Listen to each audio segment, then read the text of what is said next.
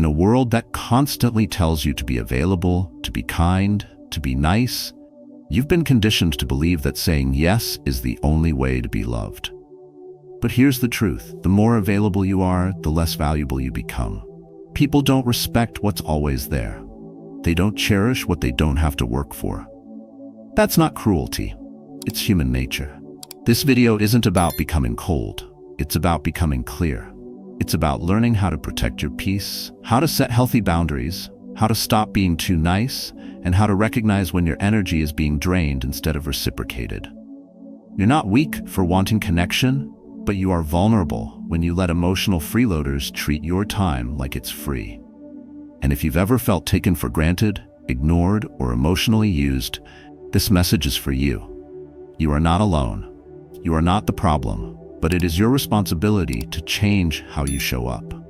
When you stop chasing people, you stop bleeding energy. When you reclaim your worth, they feel the shift. They notice your absence, and for the first time, they respect it. Stay with me because what comes next will change the way you're seen and the way you see yourself. Let's begin. If this speaks to you, subscribe, share your truth below, and step into your power. 1. Being friendly doesn't mean being a doormat. Being friendly is not a weakness, but letting yourself be walked over is. There's a difference between being approachable and being available for abuse, and the difference is everything. People often confuse kindness with passivity, warmth with submission, and generosity with approval seeking. But friendliness without boundaries doesn't make you respected. It makes you disposable. It makes you the person they call when they need something, and forget the moment their need is fulfilled. And worse, it trains them to treat your time, energy, and presence as cheap. That's not because you're not valuable, it's because you made it too easy for them to forget. We live in a world that praises niceness, but very few understand that real strength lies in restraint, in choosing when to show up, how much to give, and when to say no. A Stoic doesn't offer their peace to every hand that knocks. They listen, they measure, they respond with intention, not guilt, not fear, not people-pleasing impulses that disguise themselves as being kind. And if you've ever found yourself agreeing just to avoid conflict, staying silent to keep the peace, or giving when your soul was screaming enough, then you know what it feels like to betray yourself under the mask of politeness. Being friendly doesn't require you to sacrifice your standards. You don't have to lower your boundaries to be loved. You don't have to say yes just because you are asked. You don't owe your presence to people who drain your spirit. And most importantly, you don't owe anyone an explanation for the limits you choose to set. In fact, the people who truly value you will never need one. They'll understand your boundaries because they live on their own. There's a quiet power in someone who is kind, but not afraid to walk away, who is generous, but not available on demand, who is warm, but not afraid to get cold when disrespected. That kind of person commands respect, not because they chase it, but because they embody it. When you move through life like that, something changes. You stop trying to be liked by everyone. You stop seeking validation in how often you say yes, and you start earning the kind of respect that silence carries. The kind that shows up when your boundaries are no longer negotiable. Think about the coworker who always says yes, who picks up the slack, who never complains. At first they're praised, then they're expected. Then, slowly, they're forgotten. Why? Because what is always there begins to blend into the background. People stop asking if they're okay because they assume they always are. People stop offering help because they think they don't need it. And that person, the one who gives so much, becomes the most invisible. Not because they lack value, but because they never insisted that their value be seen. This is the painful truth. People treat you based on the standard you set, not the effort you give. The more you try to prove you're worthy, the more they assume you're not. But the moment you start honoring your own limits, something shifts. You stop bleeding energy into empty spaces. You stop entertaining people who see your generosity as access instead of a gift. You stop handing over your peace to those who treat your kindness like currency, to be spent at their convenience. Stoicism teaches us that self-control is power, not just over your emotions, but over your attention, your reactions, and your energy. And in a world full of noise, Mastering that control is everything. It means not reacting to every request, not responding to every guilt trip, and not letting yourself be emotionally manipulated in the name of niceness. It means understanding that your kindness is most powerful when it's chosen. Not automatic, not expected, not demanded. When you offer it from a place of strength, not from fear of being alone or unloved.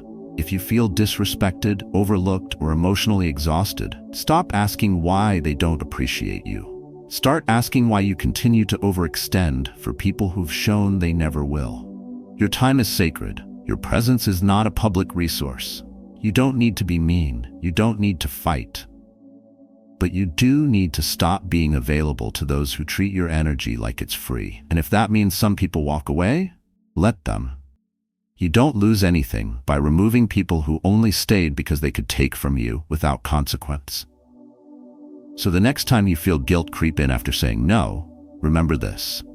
Boundaries are not rejection. They are clarity. They are the clearest form of self-respect. And every time you choose to uphold them, you teach people how to value you. Not because you demand it, but because you live it. This isn't about being rude. It's about being real. Being real means accepting that not everyone will like the new you. But the ones who matter never needed the old you to feel comfortable in the first place. You can be kind without being soft. You can be generous without being used. You can be warm without being burned. Most of all, you can be friendly without becoming the floor that others walk over. Because in the end, people don't respect what's easily available. They respect what stands firm. What holds its ground, what knows its worth and never begs to be seen. So don't dilute who you are to be liked. Define who you are to be respected. And let your silence, your standards, and your presence speak for you. Kindness without boundaries is self-destruction. There was a time when I thought being endlessly available was noble. Showing up for everyone, at any hour, in any condition, meant I was a good person. Strong, reliable, and kind. I thought kindness was supposed to be unconditional, that love without limits was a virtue. I answered every late-night message. I gave when I had nothing left to give. I listened until my own silence became unbearable. Slowly, I started to feel invisible. Not because people didn't see me, but because I had taught them not to. I had taught them that my time, my energy, and my presence were all free. That I didn't need anything in return. And when something is always free, people stop believing it has value. Kindness without boundaries is not a strength, it's a slow form of self-erasure. You bleed out piece by piece, not from one great wound, but from 1,000 tiny cuts of emotional neglect. You start feeling tired all the time. Not just physically, but spiritually. You begin to resent the very people you once loved to help. And worst of all, you begin to doubt your own worth. Because they rarely say thank you. Because they never ask if you're okay. Because they only come around when they need something. You gave them your best, and they returned it with absence. But here's what Stoicism taught me. You are responsible for protecting what is sacred within you. That includes your peace, your energy, your focus, and your mental clarity. When you don't set limits, the world won't do it for you. It will keep taking. People aren't always malicious, but they are conditioned, and if they are used to getting more than they give, they won't stop unless you stop them. Not with anger, not with a fight, but with calm, firm boundaries. I've lived both sides of this. I've been the one who gave too much and the one who had nothing left. I remember waking up after yet another phone call that lasted 2 hours, helping someone who never once asked how I was doing. I remember hanging up and feeling completely hollow, then still showing up again the next time they called. Not because I wanted to, because I felt guilty not to. That guilt is a trap. It's disguised as compassion, but it's built on fear. The fear of not being liked, the fear of losing people, the fear of appearing selfish. But the truth is, the real selfishness is giving from an empty place and pretending it's generosity. Real kindness requires strength, and strength requires structure. You can't give endlessly and expect to stay whole. Even a well runs dry. Even the sun sets. And if nature itself understands limits, so should you. When you protect your energy, you're not being cold, you're being clear. When you say no, you're not being mean, you're being honest. And when you stop rescuing people who refuse to grow, you're not abandoning them, you're honoring yourself. People often ask, isn't it good to be there for others? Yes, but not at the cost of your sanity. Not if your kindness becomes a shield they hide behind while draining you. Not if you're carrying others who never learned to walk because they never had to. You don't help people by sacrificing your peace. You help them by showing them how to respect it. And the only way they learn that is when you show them that your energy is not free access. Being kind is not the same as being endlessly available. Stoicism isn't about shutting down emotionally. It's about becoming conscious of where your attention goes. It's about saying, this moment, this hour, this emotion, it's mine, and I choose where it flows. That level of self-possession is what gives you peace in chaos, clarity in confusion, and freedom in a world constantly pulling you in every direction. People will not always understand your boundaries. Some will call you cold, some will say you've changed. Let them. You're not here to be understood by everyone. You're here to live aligned with your own values. And if someone's love for you is conditional on your sacrifice, it was never love. It was convenient. And that's not what you deserve. What changed everything for me was a single shift. I stopped saying yes by default. I started pausing. I asked myself, is this something I have the space to hold, or am I just trying to avoid feeling guilty? That moment of awareness was a turning point. I still give, I still care, but I no longer apologize for needing space, and I no longer explain why I can't be everything for everyone. If you're tired, if you're drained, if you're secretly resenting the very people you love, it's time. Time to reclaim your energy. Time to remember that your kindness is a gift, not a transaction, not a contract, not an obligation. And anyone who treats it like an entitlement never truly valued it in the first place. You were not put on this earth to please everyone. You were not born to bend until you break. And you were never meant to burn out just to keep others warm. Let them feel the absence of your overgiving. Let them learn to stand without leaning on you. Let them meet the version of you who has boundaries, not because you love them less, but because you finally learned to love yourself more. 3. Always being available makes you replaceable. If you're always there, people stop noticing. If you always say yes, they stop asking if you're okay. If you never step back, they never learn to come forward. That's the silent trap of over-availability. It makes you blend into the background of their lives until your presence feels automatic and your absence barely registers. The truth is, in the psychology of human behavior, scarcity creates value. What's rare is appreciated. What's too accessible becomes invisible. And no matter how well-intentioned your consistency is, the more you give without pause, the more they forget they're receiving something at all. You might think you're being reliable. You might believe that always being present proves your loyalty. But without boundaries, your availability sends the opposite message. It tells people, you don't have to earn my time, I will give it anyway. That's not love. That's not friendship. That's conditioning. Conditioning teaches people how to treat you, how to use you, how to assume that you'll always answer the call, always reply first, always make the plans, and always hold the emotional weight of the relationship. Until one day, they forget you're even carrying anything at all. Sometimes you need to step back, not because you're angry, not because you want to punish anyone, but because you want them to remember that your presence is a choice, not a contract. You don't owe people unlimited access just because you've been kind in the past. And your silence doesn't need to be dramatic to be powerful. It just needs to be consistent. Distance, when intentional, resets dynamics. It makes people stop, reflect, reassess. And in that space, respect is either built or revealed to never have existed. When you're always available, you become easy to overlook. When you respond to every message within seconds, when you drop everything the moment someone needs you, you teach them that your life is secondary to theirs, that their urgency always matters more than your peace. Once you set that standard, it's hard to unteach, but not impossible. The moment you pull back, not with malice, but with awareness, you begin to shift the pattern. You create space for mutual effort. You reintroduce the idea that your time, your focus, and your energy are valuable, not because you say so, but because your actions finally show it.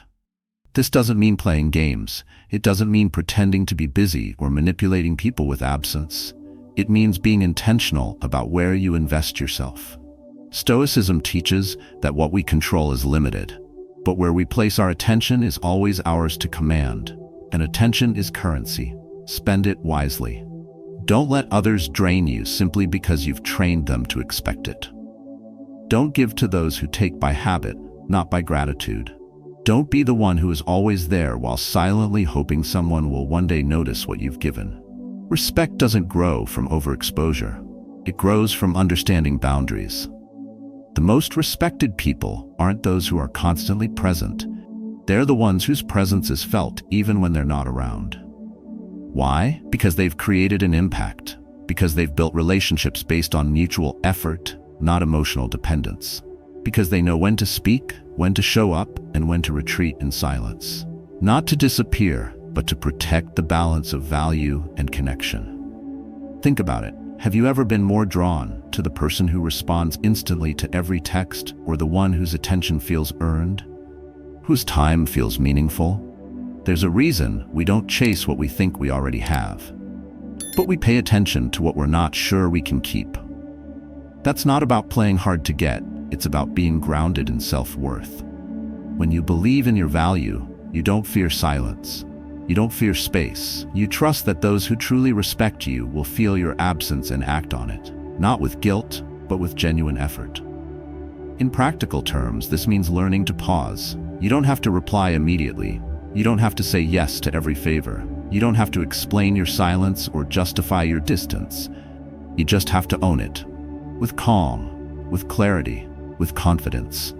The people who truly care will respond with understanding. The ones who relied on your over-availability will either step up or step away. Either outcome is a win because both reveal the truth. You're not here to be convenient. You're not here to be everyone's backup plan. You're not here to answer every call that comes through. You are here to be present where it matters most. And if someone doesn't recognize that your time is a gift, not an obligation, it's not your job to convince them. It's your job to stop giving them the opportunity to forget. So let them miss you. Let them wonder where you went. Let them reflect on what your presence brought into their life and what your absence now reveals.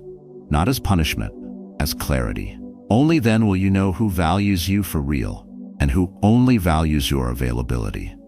4. You teach people how to treat you. Every time you stay silent when someone crosses the line, you're giving them a blueprint. Every time you smile through discomfort, tolerate disrespect, or pretend you're fine when you're not, you're teaching them exactly how to treat you. People are always watching, not your words, but your patterns. And over time, those patterns become permission. What you allow becomes what they expect, and what they expect becomes how they behave. This is not about blame. It's about awareness. Because once you realize that your standards silently instruct people on what is acceptable, everything changes. You stop waiting for them to change. You stop hoping they'll treat you better on their own. You start reclaiming your place at the center of your own boundaries. In Stoic terms, you can't control their actions, but you can control your standards. And your standards speak volumes without saying a word. If you constantly accept being treated like an afterthought, people will treat you as one. If you forgive without consequence, they'll hurt you without hesitation. If you never say no, they'll never think to ask if you're okay. Respect isn't earned by being endlessly understanding. It's earned when your silence becomes uncomfortable to those who used to count on your compliance. And it starts with drawing a line. Not in anger, not in drama, but in clarity. When you begin to uphold your values, you shift the entire equation. You stop participating in cycles of emotional imbalance. You stop being the one who always adjusts, always explains, always absorbs the weight of other people's chaos. Instead, you become someone who teaches others, through action, that your time, your energy, and your peace are not up for negotiation. That doesn't mean you stop being kind. It means your kindness has structure. It means your emotional boundaries are strong enough to protect your integrity, not just your image. Think about the people who command respect without raising their voice. It's not because they intimidate. It's because they've made it clear where the line is, and they don't move it just to keep others comfortable. You can do the same. You don't need to be harsh. You need to be consistent. Because when people realize that you won't tolerate being ignored, spoken over, or used, they start paying attention to how they show up. And those who don't want to rise to that level, they leave. Let them. Their exit is not your loss. It's a correction of alignment. In real life, this looks like not responding right away when someone who always takes you for granted suddenly needs something. It looks like ending a conversation when someone gets disrespectful instead of staying to smooth it over. It looks like setting emotional boundaries with family members who confuse love with control. And most of all, it looks like walking away from any environment, personal or professional, where your dignity has to be compromised just to keep the peace. Your peace is not something to be sacrificed for temporary acceptance. Your worth is not defined by how much discomfort you can endure in silence, and your value does not increase the more you bend. In fact, the opposite is true. The more you honor your inner limits, the more your presence commands attention, not through force, not through fear, but through the power of calm, grounded self-respect. That's the essence of Stoic clarity. Respond, don't react. Define, don't explain. Live by principle, not pressure. It may feel strange at first, especially if you're used to being the one who always makes it work, who always keeps the peace, who always says yes. But that version of you, the one who overextends, who tolerates too much, who avoids conflict by absorbing it, has already paid the price. And it's time to stop. Not because you're bitter, but because you've outgrown that pattern. You've realized that your silence was never peace, it was suppression. And true peace doesn't require you to shrink. People will test your limits. Some will push back when you start to say no, others will disappear. But here's what matters. The ones who stay and rise to meet your new standard are the ones worth keeping. The rest were only ever comfortable with your weakness, not your strength. Let your new boundaries filter your circle. Let your self-respect reshape your world. And let your presence become something that others no longer take for granted. You teach people how to treat you every single day, not through what you say, but through what you allow. So let your limits be clear. Let your kindness have a backbone. Let your silence carry weight. Because if you don't define your value, someone else will define it for you, and they will always set it lower than you deserve. Teach with your energy. Teach with your choices. And most of all, teach by refusing to accept less than what your soul knows it's worth. 5. Real friends don't only call when they need something. A friend who only shows up when they're in crisis is not a friend. They're a transaction.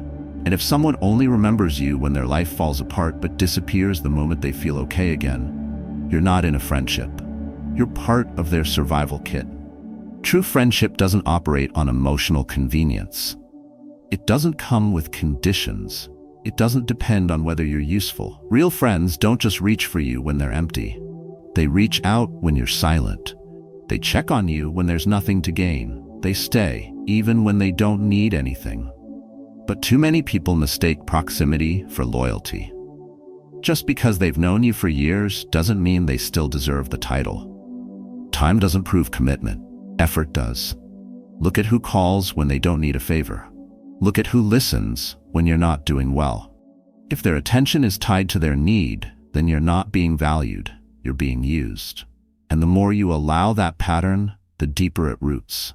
You become the comfort they visit, not the presence they cherish. And slowly, you begin to feel the weight of one-sided relationships. You give, and they take. You show up, they vanish. You carry them, and they don't even notice. Think of the friend who only texts when they've had a breakup, or the one who goes silent for months, only to return with, "Hey, can I ask a favor?" It's not just annoying, it's exhausting. And more importantly, it's revealing.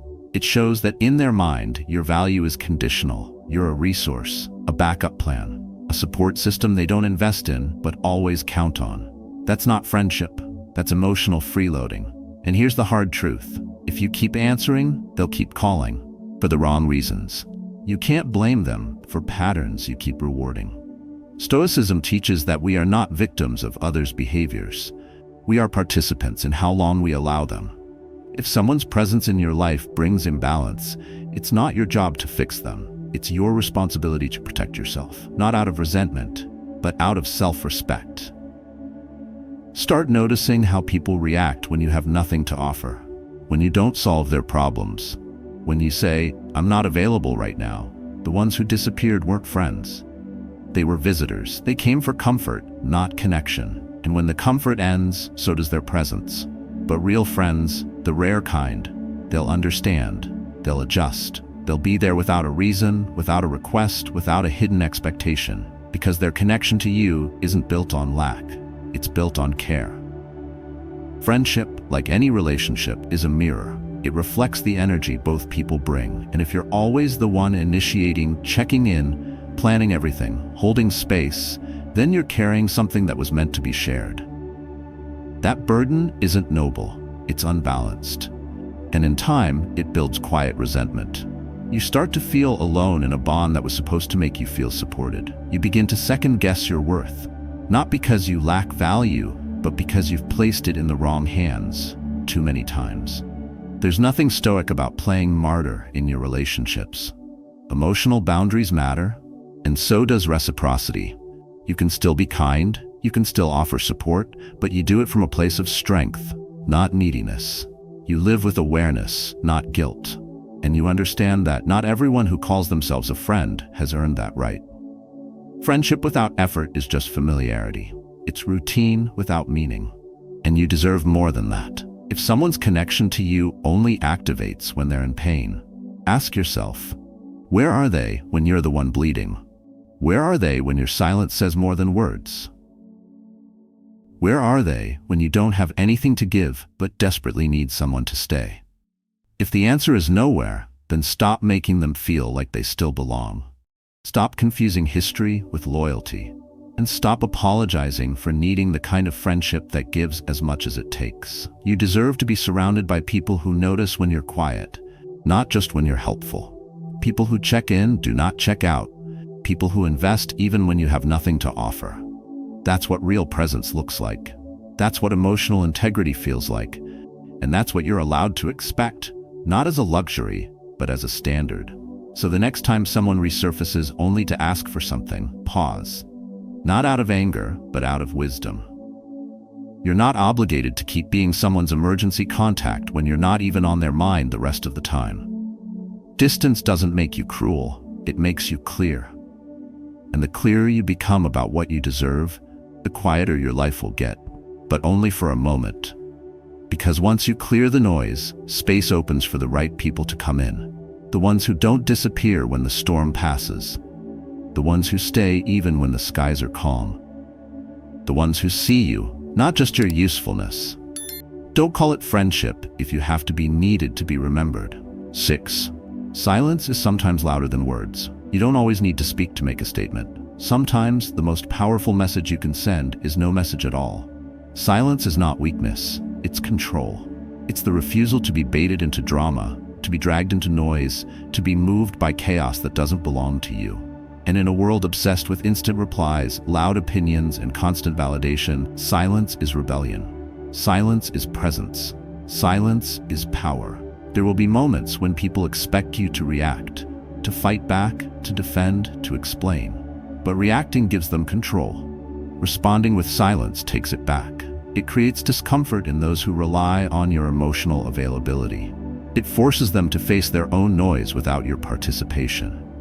When you walk away instead of escalating, when you disengage instead of explaining, when you stay still while they shout, that's when the dynamic shifts. You're no longer dancing in the drama. You've left the stage entirely. And that absence is often more deafening than any words you could have spoken. Imposing silence doesn't mean you didn't hear the insult. It doesn't mean you accept the disrespect. It simply means you value your peace more than the approval of someone who doesn't understand your worth. This is the essence of self-control. In Stoicism, it's the discipline that separates those who react from those who lead. When you choose not to engage, you're not avoiding confrontation. You're rising above it. You're stepping out of the emotional transaction, refusing to be another product of someone else's emotional dysfunction. We're conditioned to believe that silence is a weakness, that speaking up equals strength. But not every battle deserves your voice. Not every provocation needs a response. Not every question demands an answer. There's a difference between being silent because you're afraid and being silent because you've grown. The former is submission. The latter is strategy. And when you understand that, you stop wasting words on people who listen to argue, not understand. Think of the last time someone pushed your buttons, expecting you to explode. Maybe it was a colleague making a passive-aggressive comment. Maybe a family member is throwing old mistakes in your face. Maybe it was a partner testing your limits to pull a reaction. And maybe you said nothing, not because you didn't feel something, but because you knew nothing you said would change them. That restraint is not silence. It's strength. It's a discipline in motion, and it speaks volumes without volume. In silence, you observe. You listen deeper. You feel without being overwhelmed. You begin to see what's beneath the surface, the insecurity behind the insult, the control behind the chaos, the fear behind the noise. And when you see that, you realize their behavior was never really about you. It was about them trying to shift their pain onto you. But you're not their dumping ground. You're not here to absorb what they refuse to heal. Sometimes the most stoic thing you can do is to say nothing, not as avoidance, but as mastery. Because what you don't feed cannot grow. What you don't engage cannot escalate. And what you choose to walk away from stops having power over you. People fear silence because it forces reflection. It strips away the distraction of dialogue and leaves only the truth behind. And most people aren't ready to face that truth, especially if it reveals how poorly they've treated you. So next time someone disrespects you, pause, breathe. Step back, not to run, but to rise. Let the silence speak for you. Let it carry the weight your words no longer need to hold. Let them hear your absence louder than your argument. Because when you stop responding, they start listening to themselves. Silence is not empty. It's full of intention, and it teaches in ways that words never can. It shows you've outgrown the games. It shows you value your energy. It shows that your self-respect doesn't need to yell to be heard. In fact, it's often the quietest people who command the deepest attention, not because they talk less, but because when they finally speak, everyone listens. There is nothing louder than the presence of someone who has mastered the art of saying nothing. Not out of fear, but out of clarity. Because when you're clear on who you are, you stop negotiating your peace. You stop explaining your standards. You stop apologizing for removing yourself from places where you are no longer respected. So don't be afraid of the pause. Don't fear the space between. That's where clarity grows. That's where respect is rebuilt. And that's where your real power begins. Not in how loudly you speak, but in how deeply your silence echoes. Let them feel it, let them sit with it, and let them remember that silence is never the absence of thought. It's the presence of discipline. 7. Your time and energy are luxury items, not free samples. Your time is not cheap.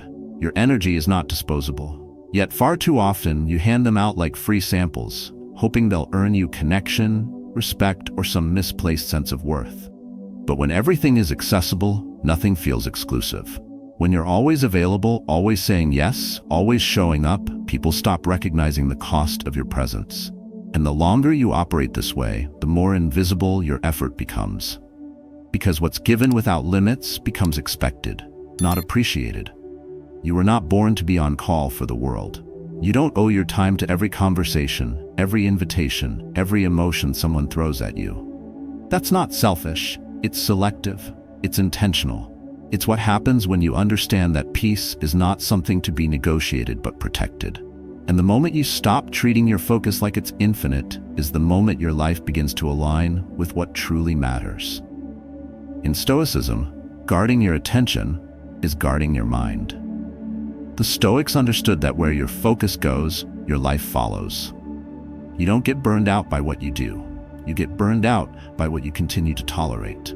Every time you say yes out of guilt, every time you respond to distraction out of habit, you leak energy into places that offer you nothing in return. And what's worse is, you train people to expect your availability even when you're drained. That's not discipline, that's dysfunction. And it's completely avoidable. You have the right to be unavailable. You have the right not to reply right away. You have the right to pause before you say yes. That pause is where your power lives. It's where you stop reacting and start choosing. It's where your inner peace stops being optional and becomes non-negotiable. The people who matter won't mind it. The people who only value access will call it distance. Let them. Anyone who treats your boundaries as a problem never truly respected you to begin with. You don't need to be in every room to be relevant. You don't need to answer every message to be supportive. You don't need to show up to everything to prove you care. In fact, the most grounded people are those who say no often. Not because they're cold, but because they've decided that being centered is more important than being consumed. And the moment you start protecting your energy, you'll notice something shift. The noise gets quieter, the guilt fades, and the clarity you've been searching for finally has room to speak. It's not about cutting people off. It's about cutting off the behavior that's cutting you down. Not everyone deserves your bandwidth. Not every moment deserves your input. And not every request deserves your automatic yes. The world will always ask for more. It's your job to know when enough is enough. Because giving from a place of depletion is not generosity. It's a slow form of self-neglect. And that neglect doesn't just cost you your time, it costs you your clarity, your focus, your growth. Your presence should feel earned, not because you're trying to prove something, but because you've stopped offering it to people who haven't proven they can handle it. That's not arrogance, that's wisdom. What you tolerate teaches others how to treat you. And when you stop tolerating your own overextension, others are forced to meet you at the level of mutual respect, or walk away. Either way, you win. Let your time be something people notice when it's gone. Let your energy be something people value when they receive it. And most of all, let your peace be something no one gets to touch without earning it first. That doesn't mean you build walls. It means you build gates. With locks, you choose who gets the key to. And if that means some people get less of you, that's not a loss. That's a realignment. You don't need to explain your boundaries. You don't need to justify your rest. You don't need to feel guilty for protecting your emotional currency. Because the truth is, not everyone is qualified to invest in your space. Some come to withdraw, some come to drain, and some come because you never made them earn the right to stay. That changes now. Your time is not a budget anyone else gets to manage. Your energy is not a vending machine for emotional convenience, and your availability is not proof of your worth. The moment you internalize this is the moment you stop being reactive and start being intentional. And from that place, every decision becomes cleaner, every no becomes more powerful, and every yes becomes more sacred. So guard it all, your time, your space, your energy. Let them be earned, not assumed. Let them be valued, not exploited. Let them be yours, not the world's. Because when you stop treating yourself like a free sample, others finally learn to treat you like the rare, irreplaceable presence you truly are. 8.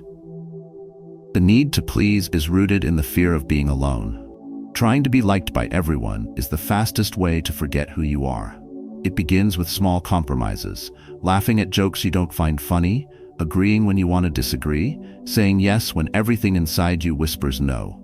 And before you realize it, you've become a version of yourself shaped entirely by other people's preferences. That's not kindness. That's the fear of wearing a mask. And that fear is simple, the fear of being alone. At its core, the need to please isn't about generosity, it's about survival. Somewhere deep inside, a voice whispers, if I don't keep them happy, they'll leave. So you overgive, overcommit, and overextend. You become hyper-aware of everyone's needs except your own. You silence your truth just to be accepted. But the truth is brutal. When you change who you are just to be liked, you are never truly liked, only tolerated. And being tolerated is a slow kind of emotional starvation. No one is immune to that fear. It's rooted in biology, in the old human need for connection and safety. But in modern life, it mutates into overcompliance, into emotional self-betrayal, into people-pleasing disguised as empathy. And the cost is always the same: your peace, your energy, your identity. Because the more you adapt to fit their mold, the more your own shape disappears. Until one day, you're surrounded by people and still feel alone. That's when you start to question, who would stay if you stopped trying so hard? Who would still call if you stopped chasing? Who would love the version of you that doesn't bend to please? Those are the questions you avoid when you're caught in the loop of approval seeking. But Stoic philosophy offers a radical shift. Your worth is not dependent on the crowd's opinion. Your peace is not up for debate. And your value does not fluctuate with someone else's mood. Instead of begging for belonging, choose alignment. Instead of adjusting yourself, step back and observe who naturally respects your boundaries, who honors your silence, who doesn't need you to shrink in order to feel comfortable. These people are rare, but you'll never meet them if you're too busy molding yourself for those who were never meant to stay. Pleasing everyone is a losing game, and the only prize you win is exhaustion. You weren't designed to be universally liked. You were built for something deeper: respect, authenticity, inner stillness. That comes when you stop performing and start choosing. You need to understand that being disliked for being real is better than being loved for being fake. That kind of inner freedom doesn't come from validation. It comes from the discipline of knowing who you are and having the courage to show up as that person, even if it means standing alone. Fear of rejection is natural, but fear should not be the compass of your decisions. The Stoics taught that emotion is not the enemy, overreaction is. You don't need to eliminate fear. You just need to stop bowing to it. When fear tells you to please everyone, respond with clarity. Ask yourself, if I say yes now, am I honoring myself or avoiding discomfort? If it's the second, you're feeding a habit that will one day leave you empty. Freedom begins when you stop apologizing for your needs. When you realize that saying no isn't rude, it's honest. That being selective isn't cold, it's wise. That making peace with solitude is the foundation of strength. Once you're no longer afraid of being alone, people can no longer control you through the threat of absence.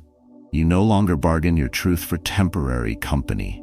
You no longer confuse attention with affection. Let go of the urge to perform. Let go of the instinct to fix everyone's feelings. Let go of the silent belief that your worth is tied to how much you're needed. The people meant for you won't need you to compromise your integrity to earn their affection. They'll love you in your fullness, not your edited version. And those who walk away once you stop pleasing, let them go. They weren't loving you. They were using you to feel better about themselves. Stop chasing peace in the eyes of others. That kind of peace is unstable, always shifting, always disappearing. Instead, build it within. Build it in silence. Build it in the small moments when you choose your truth over their comfort. Build it every time you sit with your fear and still choose your own voice. You are not here to be everything for everyone. You are here to become everything you were meant to be. And that starts by understanding this truth. Being alone is not the worst thing that can happen. Losing yourself to avoid it is. In a world that constantly pulls at your attention, demands your energy, and expects your availability, the true act of power is learning to pause, step back, and choose wisely. What you've just heard is not just a set of ideas. It's a code for personal peace, emotional strength, and unshakable discipline. Each principle we explored, from setting boundaries and embracing silence to understanding the hidden cost of people-pleasing, is not meant to stay as theory. It is meant to be practiced, daily, deliberately. Because the more you protect your time and energy, the more you realize how much of your life was spent in quiet self-abandonment. The more you let go of the need to be liked, the more you grow into someone deeply respected, and the more you choose silence over overreaction, clarity over chaos, and strength over approval, the more powerful your presence becomes. This is the Stoic path. Not loud, not reactive, but rooted, disciplined, still. And this path isn't walked in a day. It's built choice by choice, conversation by conversation, moment by moment. You don't need to change everything at once. Just start. Say no when you mean it. Stay silent when the chaos calls your name. Walk away when peace is threatened. That is how you take your power back. Not with force, but with quiet consistency. Now it's your turn. How has people-pleasing shaped your life? When did you last protect your energy instead of giving it away? Share your story in the comments below, not just to be heard, but to remind someone else that they are not alone. Because your story, your shift, your silence, it matters. And when you begin to live by these principles, you'll realize something powerful. You've never had to chase respect. You only had to stop giving it away.